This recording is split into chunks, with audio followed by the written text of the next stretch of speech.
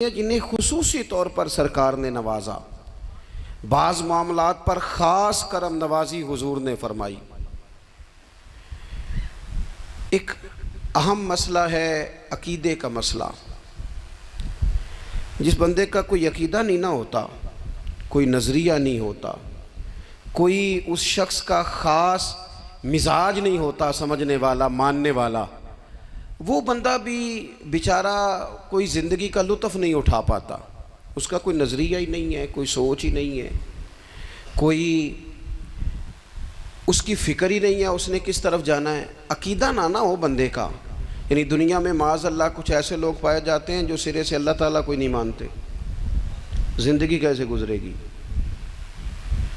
وہ اپنی توجہات کا قبلہ کسے بنائیں گے؟ اور پھر دنیا میں کچھ لوگ ایسے گزرے جو کئی خداؤں کے قائل، کئی اور پھر اہل عرب کا تو یہ حال کہ 360 بتوں کے سامنے جھکتے۔ مجھے بتائیے، جس بندے کو یہی خبر نہ ہو میرا خالق اور مالک کون ہے، جس کو یہی پتہ نہ ہو کہ میرا رزق کہاں سے آتا ہے، میں نے مانگنا کہاں سے ہے، جس سے یہ خبر ہی نہ ہو کہ میری دعاؤں کا رخ کس طرف ہونا چاہیے، اس کی بھی کوئی زندگی ہے؟ نبی پاک علیہ السلام نے سب سے بڑا احسان یہ فرمایا ہے کہ ہمیں عقیدہ توحید سکھایا ہے۔ حضور نے ہمیں ہر جگہ سے چھڑا کے رب کریم کی بارگاہ میں سجدہ کرنے کا حکم دیا ہے۔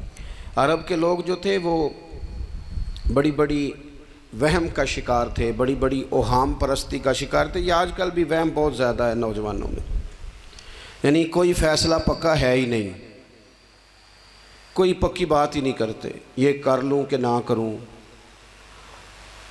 اگر آپ کہتے ہیں تو کر لیتا ہوں، ویسے اس میں فلانی کمزوری بھی ہے، اور اگر میں نے نہ کیا تو فلاں مشکل بھی ہے۔ بھئی جس بندے نے قوت فیصلہ ہی نہیں پائی، اس نے ارادہ ہی پکا نہیں کیا کہ اس نے کدھر جانا ہے، تو وہ سفر کیسے کرے گا؟ سفر تو اس بندے کا مکمل ہوتا ہے جو سفر شروع کرتا ہے۔ عرب کے لوگ بھی بڑے اوہام پرستی کا قائل تھے۔ وہ جب قربانیاں کرتے تھے تو ان کا گوشت لا کے کعبے کی دیواروں کے ساتھ ملا کرتے تھے، یہ قبولیت کی علامت ہے۔ سارے کپڑے اتار کے کعبے کا طواف کرتے تھے، جب احرام باندھ لیتے، حج عمرے کا ارادہ کرتے تو دروازوں سے داخل نہیں ہوتے تھے۔ وہ کہتے تھے کہ دروازے گناہگار ہیں اور ہم چونکہ اب نیک کام کر رہے ہیں لہذا اوپر سے ہو کے آئیں گے۔ رسول کریم علیہ السلام نے انہیں ان سارے وہموں سے، ساری پریشانیوں سے، ان ساری بدشگونیوں سے نکال کے کہا، اللہ تمہارا مالک ہے، اللہ تمہارا محافظ ہے، ہوگا وہ جو رب چاہے گا۔ ذرا سی بات پہ سہم جانا، ذرا سی بات پہ ڈر جانا۔ حضور نے لوگوں کو قوت فیصلہ عطا کی، اور اتنی بڑی قوت فیصلہ حضور نے دی کہ کل تک جو فیصلہ کر نہیں نہ پا رہے تھے، آج انہوں نے اس طرح کے فیصلے کیے کہ اپنی ساری کی ساری اولادیں لے کر وہ میدانوں میں کھڑے ہو گئے۔ وہ ڈٹ گئے کہ ہم نے کفر کے مقابلے میں جہاد کرنا ہے۔ انہوں نے طے کر لیا کہ حق کیا ہے، سچ کیا ہے۔ نبی پاک علیہ السلام نے ہمیں عقیدہ توحید دیا، اور وہ طے کر کے دیا ہے نبی پاک نے، سجدہ سوائے اللہ کے کسی کو جائز، اگر کوئی عبادت کی نیت سے کرتا ہے تو سجدہ کفر ہے، اور اگر تعظیم کی نیت سے کرتا ہے تو حرام ہے۔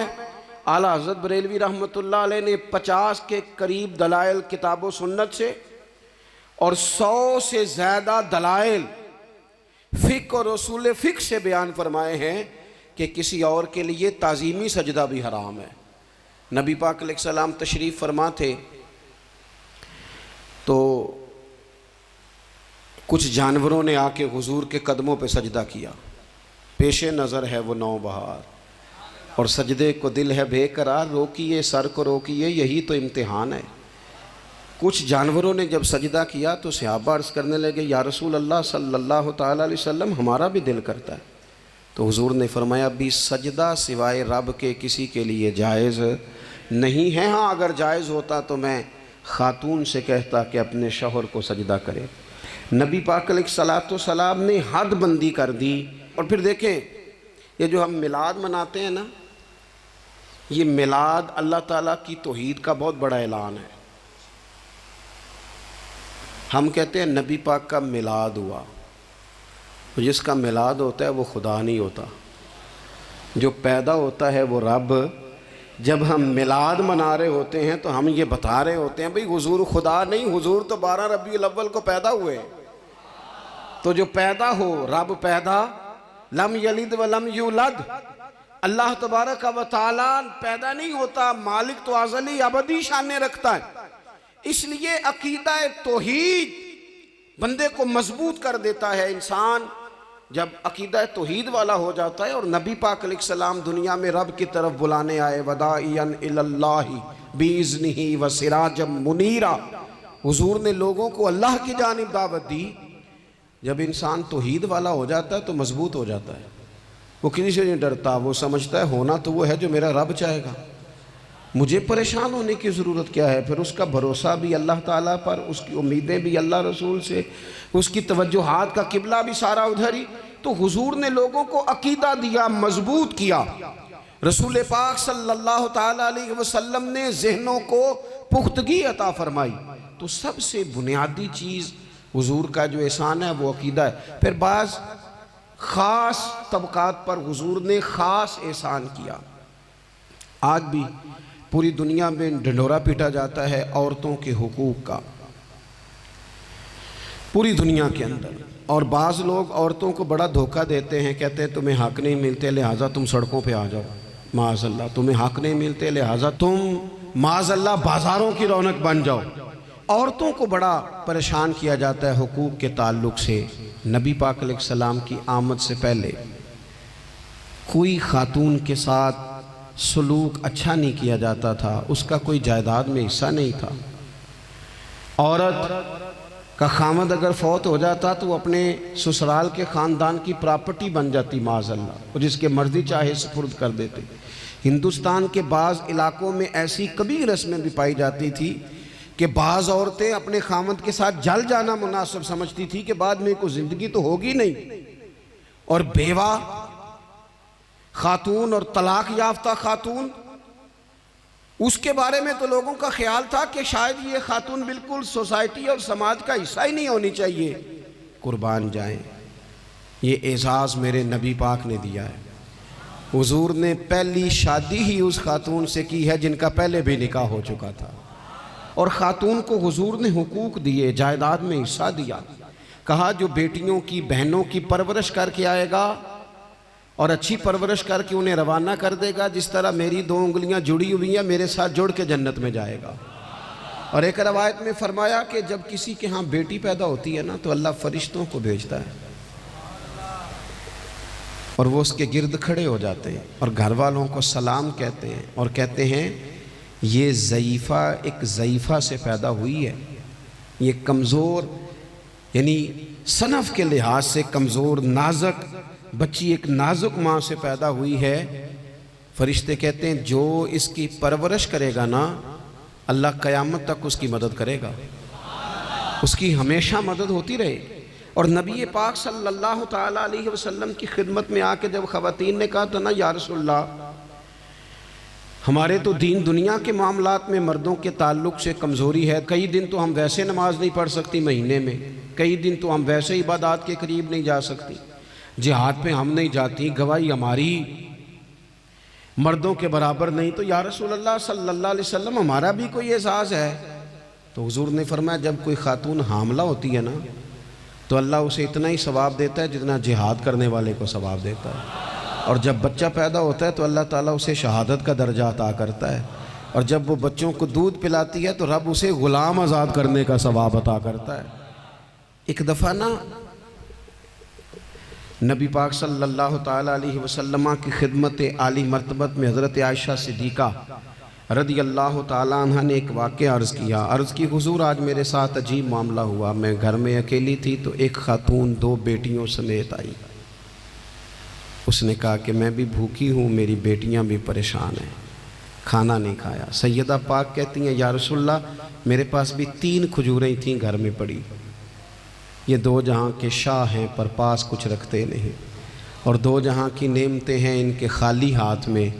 فرماتی ہیں وہ 3 کھجوریں میں نے ان 3 ماں بیٹیوں کو دے دی، ماں نے پہلے ایک کھجور دونوں بیٹیوں کو دی، پھر بچیاں وہ کھجور کھا کے ماں کی طرف دیکھنے لگی تو جو کھجور ماں کے پاس تھی اماں نے اس کے بھی 2 حصے کر کے بیٹیوں میں بانٹ دیے۔ حضرت عائشہ عرض کرنے لگی یا رسول اللہ میں نے یہ بڑا نرالا رنگ دیکھا ہے، ماں کا اپنے بچوں سے پیار کا انداز۔ تو حضور نے کیا فرمایا؟ نبی پاک علیہ الصلوۃ والسلام فرمانے لگے سن پھر اللہ تعالیٰ نے اس عورت پر جنت کو واجب کر دیا ہے، فرمایا اللہ نے اسے جہنم سے دور کر دیا جو بیٹیوں کے معاملے میں آزمایا گیا، اور جس نے پھر ان کے ساتھ اچھا سلوک کیا۔ اپنا حضور کا عمل یہ تھا کہ حضور کی بڑی صاحبزادی سیدہ زینب رضی اللہ تعالیٰ عنہ، یہ حضور کی سب سے بڑی صاحبزادی ہیں، یہ بخاری میں آپ کو ملے گا کہ ان کی بیٹی جناب امامہ بنت زینب چھوٹی سی عمر تھی، تو جب حضور نماز کے لیے آتے تھے تو نواسی کو اٹھا کے ساتھ لے آتے تھے، اور وہ حضور نماز پڑھتے تھے تو وہ نبی پاک کے کندھوں پہ کھیلتی تھی۔ حضور نے عملاً بیٹیوں سے پیار کرنا سکھایا، بیٹیوں سے محبت کریں، بیٹیوں سے پیار کریں۔ بیٹیاں بڑی خیرخواہ ہوتی ہیں، بیٹیاں ماں باپ کی بڑی وفادار ہوتی ہیں، بیٹیاں بڑا خاص تعلق رکھتی ہیں۔ جوانوں آپ سے بھی کہوں گا بہنوں کی طرف توجہ رکھیں، جو کسی کی بہن آپ کے گھر ہے اس کا بھی خاص احساس کریں، وہ بھی کسی کی بہن ہے، لیکن اپنی بہن کے ساتھ بھی خاص نسبت کا تعلق قائم رکھیں، رشتوں میں اعتدال ہونا چاہیے۔ اس صنف کو نبی پاک علیہ السلام نے خاص کر کے نوازا ہے، اور ہمارا بھی ان کے ساتھ خاص رشتہ ہونا چاہیے۔ اسی طرح کا معاملہ یتیموں کے ساتھ ہے، کمزوروں کے ساتھ ہے۔ دیکھو آج نا ہمارے ہاں کمزوروں، غریبوں، مسکینوں، یتیموں کی مدد تو کی جاتی ہے، لیکن انہیں لوگ اپنے ماحول کا حصہ نہیں بناتے۔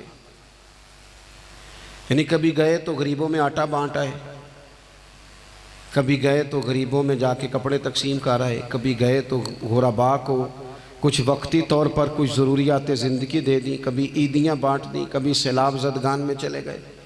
غرباء کو کچھ نہ کچھ صدقات تو دے دیے جاتے ہیں، ان پر کچھ خیرات تو کر دیا جاتا ہے، لیکن انہیں سوسائٹی کا ماحول کا حصہ نہیں بنایا جاتا۔ ایسا نہیں ہوتا کہ ان غرباء کے بچوں کو اٹھا کے بڑے شہروں میں لایا جائے، ان کی تعلیم کا خیال کیا جائے، انہیں اپنے ماحول میں رکھا جائے، ان کی بہترین پرورش کا بندوبست کیا جائے۔ کائنات میں بڑے لوگوں نے کام کیا ویلفیئر کا، بڑے لوگوں نے غریبوں کے ساتھ تعاون کیا، بڑے لوگوں نے محبت کی، سب قابل تعریف ہے، لیکن ہم نے یہ کیا کہ ان کی امداد تو کی، لیکن ان کی محرومیوں کا ازالہ نہیں کیا۔ اور وہ امداد لے رہے تھے تو ان کی پچھلی نسل بھی امداد لے رہی تھی، یہ نسل بھی امداد لے رہی، اور خدا نہ کرے کہ اگلی نسل کو بھی امداد لینا پڑے۔ میرے نبی پاک صلی اللہ تعالیٰ علیہ وسلم کا انداز کچھ اس طرح کا ہے کہ امام بہقی نے لکھا ہے، حضرت بشیر بن عقبہ رضی اللہ تعالیٰ عنہ کہتے ہیں میرے والد انتقال کر گئے تھے، اور میں ایک جگہ پہ بیٹھ کر رو رہا تھا کہ نبی پاک صلی اللہ تعالیٰ علیہ وسلم میرے قریب سے گزرے، کیوں روتے ہو؟ یا رسول اللہ میرے والد کا انتقال ہو گیا، میری والدہ رخصت ہو گئی۔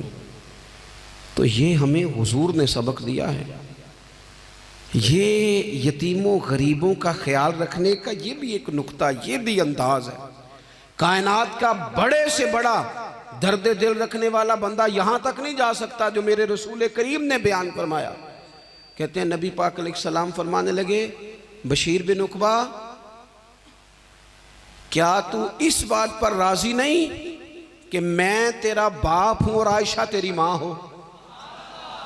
آنا تجھے ہم شامل کر لیں اپنے گھرانے میں، آ جانا، مکمل تیرے معاملات کا خیال کیا جائے، تو آ جا۔ اتنا بڑا درجہ نبی پاک نے تو حضرت سلمان فارسی کے بارے میں بھی فرمایا کہ میں نے انہیں اپنی اہل بیت میں شامل کر لیا۔ رسول اللہ صلی اللہ تعالیٰ علیہ وسلم غرباء کے لیے، مساکین کے لیے، یتیموں کے لیے، ناداروں کے لیے جو خاص احسان بن کے آئے، وہ یہ والا لہجہ نہیں کہ ہم مطمئن ہو گئے کہ ٹھیک ہے ہم گئے تو تھے، اتنے پیکٹ بانٹ تو آئے، اتنا کچھ ہم نے دے تو دیا، فلانا کام کر تو لیا، اور وہ بھی کب تک کیا؟ جب تک خبریں تیز تھیں۔ ہمارے ملک میں سیلاب آیا، میڈیا نے خبر دی، شور ہوا، لوگوں نے بڑی کوشش کی، الحمدللہ بڑے اچھے جذبات کا اظہار کیا، ڈھیر سارے لوگ وہاں گئے۔ میں آپ سے پوچھتا ہوں کہ کیا سیلاب زدگان سارے اپنے اپنے گھروں میں چلے گئے؟ ان کے گھر بن گئے؟ لیکن ہمارے جذبے کیوں ٹھنڈے ہو گئے؟ اس لیے کہ خبریں ٹھنڈی ہو گئی۔ ہم تو چلتے ہیں ٹرینڈ کے ساتھ کہ آج کل ٹرینڈ کیا ہے، اگر خبر ادھر کی ہے تو ذوق ادھر کا ہے، خبر ادھر کی ہے تو ذوق ادھر کا ہے۔ دیر پا کام کرنا اور خاص جذبات پیدا کرنا ان لوگوں کے لیے۔ حضرت سیدنا عبداللہ بن ابی اوفا رضی اللہ تعالیٰ عنہ روایت کرتے ہیں، ایک یتیم بچہ آیا تھا، اس نے عرض کی حضور میری ماں بھی بھوکی ہے اور میری ایک ہمشیرہ ہے وہ بھی بھوکی ہے، اے روٹی دا دکھ نہ پوچھو، روٹی تے بندہ کھا جاندی جے۔ یہ جو بھوک ہوتی ہے نا، بھوک، بہت سارے لوگ نا، میں ایک شادی میں تھا تو وہاں ایک دو لوگ کھانا کھا رہے تھے، تو بعض لوگ انہیں دیکھ دیکھ کے مذاق کر رہے تھے، ویڈیو بنا رہے تھے، کہتے دیکھو کھانا ہی نہیں آتا، کیا انداز ہے، سارا ان کا منہ جو ہے وہ کھانے سے بھر گیا، ہاتھ دیکھو کہاں تک ان کے لتھڑ گئے، کیا انداز ہے۔ تو میں نے کہا تم ان کے کپڑے بھی تو دیکھو نا، انداز، بیٹھنا اٹھنا، کپڑے پہننا، یہ غریبی کا پتہ دیتے ہیں۔ بھوک جب تیز لگی ہو پھر کھانے کے آداب لوگوں کو یاد نہیں رہتے۔ غربت نے میرے بچوں کو تہذیب سکھا دی، اب وہ سہمے ہوئے رہتے ہیں، شرارت نہیں کرتے۔ وہ عزیز، ہوتا یہ ہے کہ جب انسان کو بھوک شدید لگی ہو نا، پھر اسے ڈاکٹر کی ہدایات نہیں یاد رہتی، پھر تو پیٹ کی آگ بجھانے کو لوگ دوڑتے ہیں۔ تو کہتے اس بچے نے آ کے عرض کی یا رسول اللہ صلی اللہ تعالی علیہ وسلم، ماں بھی بھوکی ہے، بہن بھی بھوکی ہے۔ حضور نے نا اسے 21 کھجوریں عطا فرمائیں، فرمایا 7 تیری، 7 تیری بہن کی، 7 تیری والدہ کی۔ اور یہ حضور نے 21 کھجوریں دی ہیں، یہ نبی پاک نے 21 دی ہیں، ہاں یہ حضور نے 21 دی، اور حضور تو اشارہ بھی کر دینا تو پھر روٹی ساری زندگی ختم نہیں ہوتی۔ وہ حضرت ابو ہریرہ کو بھی ملی تھی، فرماتے ہیں میں کئی سال کھاتا رہا، 1 کلو کھجوریں تھی پر ختم ہی نہیں ہوئی۔ 21 کھجوریں حضور نے دیں۔ حضرت معاذ بن جبل رضی اللہ تعالیٰ عنہ اٹھے اور دوڑ کے جا کے نا اس یتیم کے سر پہ ہاتھ پھیرا اور کہنے لگے پتر اللہ تجھے اپنے والد کا جانشین بنائے۔ تو حضور فرمانے لگے معاذ یہ تم نے کیا کیا؟ عرض کی حضور اس بچے کی بات سن کے میرا دل بھر آیا ہے، محبت نے انگڑائی لی ہے تو میں نے یتیم کے سر پہ ہاتھ پھیرا ہے۔ یہ دیکھو حضور کا رشتہ۔ نبی کریم فرمانے لگے سن پھر جس نے کسی یتیم کے سر پر محبت سے ہاتھ ہی پھیر دیا نا، تو اللہ ہر بال کے بدلے اسے ایک نیکی بھی عطا کرے گا، ایک گناہ بھی معاف کرے گا، ایک درجہ بھی بلند فرمائے گا۔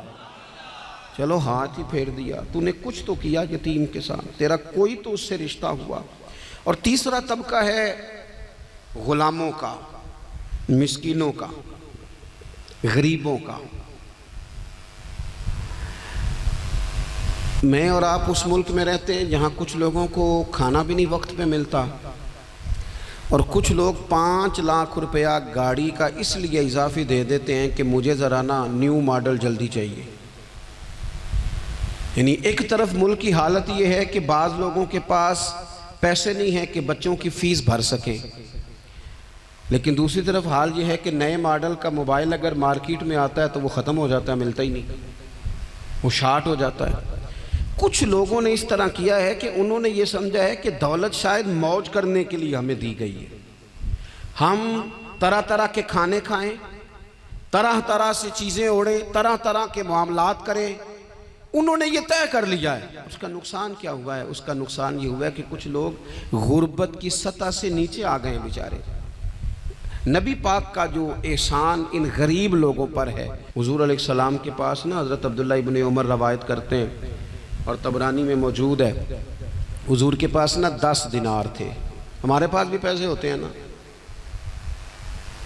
لیکن وہ کچھ ہوتے ہیں ہمارے کھانا کھانے کے لیے، کچھ ہوتے ہیں آئس کریم کھانے کے لیے، کچھ اس لیے ہوتے ہیں کہ آج میری مرضی دا نہیں پکا، لہٰذا میں نے ہمارے ایک دوست ہیں وہ کہتے ہیں کہ آج کل یہ ماحول بن گیا ہے کہ بچے اگر کہتے ہیں نا کھانا میری مرضی کا نہیں تو اماں کہتی ہے جا تو برگر کھا لے. کہتے ہیں ہمارے دور میں یوں نہیں ہوتا تھا. اگر ہم کہتے تھے نا کھانا میری مرضی کا نہیں تو پھر ہمیں ڈبل چیز کھانے کو ملتی تھی, ایک مار بھی کھانا پڑتی تھی اور وہ کھانا بھی کھانا پڑتا تھا. اور پھر کچھ پیسہ لوگوں نے صرف اس لیے سنبھال کے رکھا ہوا ہے کہ جو اضافی چیزیں ہیں نا, اضافی, میرا ویسے تجربہ نہیں ہے اور نہ میں نے زیادہ گہرائی سے دیکھا ہے, بس مجھے بتایا گیا ہے, اور پتہ نہیں اب بات درست ہے کہ نہیں, مجھے بتایا گیا ہے کہ پہلے لڑکیاں بیوٹی پارلر جاتی تھی, اب سنا ہے لڑکے بھی جاتے ہیں. اب خدا جانے یہ بات سچ ہے کہ غلط ہے. یہ جو اضافی اخراجات ہیں نا, یہ اگر ہم تھوڑے سمیٹ لیں, یعنی مولا علی شیر خدا کرم اللہ تعالی وجہہ الکریم مزدوری کر کے نکلے تو 2 کلو کھجوریں تھیں. حضور بس فرمانے لگے 1 کلو میرے بچے کھائیں گے اور کلو مدینے کے غریب بچے کھائیں گے. یعنی کل 2 کلو ظاہری طور پر کھجوریں ہیں, اس میں بھی دوسروں کا حصہ. ہمارے پاس جو مال آتا ہے اگر تھوڑا سا نا ہم اسے یہ نہ سمجھ لیں کہ میرا ہی حق ہے, کسی کو اس میں سے ایک لقمہ بھی نہیں ملنا چاہیے. اگر ہم تھوڑا سا نا دل کشادہ کریں تو 3 لوگوں کا کھانا 4 بھی کھا سکتے ہیں, 4 کا کھانا 5 بھی کھا سکتے ہیں, 6 کا کھانا 7 کا کھانا 10 بھی کھا سکتے ہیں. شرط یہ ہے کہ دل کشادہ ہو. دل دریات سمندروں ڈونگے کون دلاں دیا جانے, تھوڑی سی نا کشادگی پیدا کی جائے. حضرت عبداللہ ابن عمر کہتے ہیں نبی کریم علیہ السلام کے پاس نا 10 دینار تھے. ویسے تو کائنات ہی میرے نبی کی مٹھی میں ہے, لیکن ظاہری طور پر 10 دینار تھے. حضور ایک دکان پہ گئے, 4 دینار کا حضور نے ایک جوڑا خریدا, کپڑے خریدے. وہ قمیض حضور نے پہنی تو ایک انصاری آگے بڑھ کے عرض کرنے لگے حضور میرا بڑا دل کر رہا ہے, یہ مجھے نہیں دے دیتے آپ؟ تو حضور خوش ہو گئے. یہ میرے محبوب کا دروازہ ہے کہ جب کوئی مانگتا ہے تو حضور خوش ہو جاتے ہیں. نبی کریم سے مانگا اس شخص نے تو حضور خوش ہو گئے, اور محبوب نے وہ کرتا وہ کپڑے اتار کے اس انصاری کو عطا کر دیے, اور 4 دینار کے اور خرید لیے, باقی بچے 2 دینار. نبی کریم وہ لے کے نکلے, رخصت ہوئے گھر جانے کے لیے, تو رستے میں خاتون کو روتے ہوئے دیکھا. حضور رک گئے, فرمایا کیوں رو رہی ہو؟ عرض کرنے لگی یا رسول اللہ صلی اللہ تعالی علیہ وسلم میں فلاں آدمی کی کنیز ہوں, نوکرانی ہوں, اس نے آٹا لینے بھیجا تھا 2 دینار کا, وہ 2 دینار گم ہو گئے. حضور نے 2 دینار اسے عطا کر دیے. وہ دیے تو پھر رو رہی تھی. فرمایا اب کیوں روتی ہو؟ کہنے لگی یا رسول اللہ ڈرتی ہوں دیر بڑی ہو گئی یا مار ہی نہ پڑے. تو حضور نے فرمایا چل نہ میں تیرے ساتھ چلتا ہوں. حضور ان کے گھر گئے, وہ اہل ایمان کا گھر تھا جن کی وہ کنیز تھی. جا کے کہا السلام علیکم, اندر سے جواب ہی نہیں آیا. پھر فرمایا السلام علیکم, کوئی جواب ہی نہیں آیا. محبوب کا طریقہ مبارکہ تھا 3 دفعہ دستک, پھر واپسی. تیسری دفعہ کہا السلام علیکم تو وہ سارے بول پڑے وعلیکم السلام یا رسول اللہ. حضور ماں باپ قربان. تو حضور فرمانے لگے میں نے پہلے بھی 2 دفعہ سلام لیا, بولا کوئی نہیں. کہا یا رسول اللہ اپنے نصیب تھے نا کہ ہم پہ سلامتیاں بھیج کون رہا ہے, ہم نے سوچا ذرا 3 دفعہ مل جائے سلامتی, ذرا مل جائے نا. حضور سلامتی بھیج رہے ہیں تو آتی رہے نا. تو محبوب کریم علیہ السلام فرمانے لگے یہ تمہاری کنیز وہاں کھڑی رو رہی تھی, اس بیچاری کے 2 دینار گم ہو گئے تھے, اسے دوبارہ سامان لاتے کچھ دیر ہو گئی, اس پر سختی نہ کرنا, مارنا نہ. غلام کہنے لگے حضور اس خاتون کے قربان جائیں جو ہمارے کریم رسول کو ہم جیسے غریبوں کے گھر تک لے آئی ہے, مارنا کیا, ہم اسے آزاد کرتے ہیں. یہ آزاد ہے اللہ کی رضا کے لیے. یہ دیکھو یہ میرے نبی پاک کا انداز ہے. حضور نکلے تو جناب عبداللہ ابن عمر فرماتے ہیں رسول کریم فرمانے لگے شکر ہے اللہ تعالیٰ کا 10 دینار تھے, ایک انصاری نے بھی قمیض پہن لی, میں نے بھی قمیض پہن لی, اور رب نے ایک کنیز کو آزاد بھی فرما دیا. یہ انداز ہمیں نبی کریم نے دیا ہے کہ ہم اپنے دولتوں میں اللہ کی عطاؤں میں غرباء کو, قریبیوں کو, رشتہ داروں کو, بہن بھائیوں کو تھوڑا شریک کر لیں تاکہ وہ جو آسودگی اللہ نے ہمیں دی ہے اس میں سے دوسروں کو بھی کچھ نفع ملے. اور ایک بات آخر میں آپ کی خدمت میں یہ عرض کرنی ہے کہ جو زیر دست لوگ ہوتے ہیں نا, غلام, ملازم, نوکر, آپ اپنی زندگی کے مسائل دیکھ لیں، جن لوگوں کے پاس لاکھوں آتا ہے کبھی ہزاروں آنے لگ جائے تو پریشان ہو جاتے ہیں، تو جن کے پاس صرف سینکڑوں ہوتے ہیں، تو ایسا تو نہیں کہ آپ ہی ٹینشن میں ہیں اور آپ ہی کو غصہ آتا ہے، وہ بیچارہ کبھی نوکر بھی تو ٹینشن میں ہو سکتا ہے نا، ملازم کو بھی تو کبھی ٹینشن ہوتی ہے نا، اس کے ساتھ بھی تو مسائل وابستہ ہے نا۔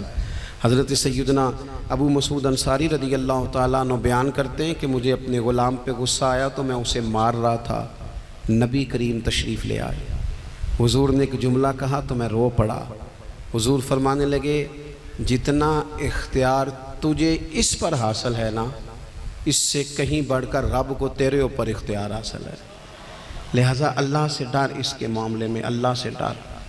اور پھر حضور تو صرف غلام نہیں، جانوروں کے حق تک کا خیال فرماتے۔ ایک جگہ تشریف لے گئے تو اونٹ آپ کے پیروں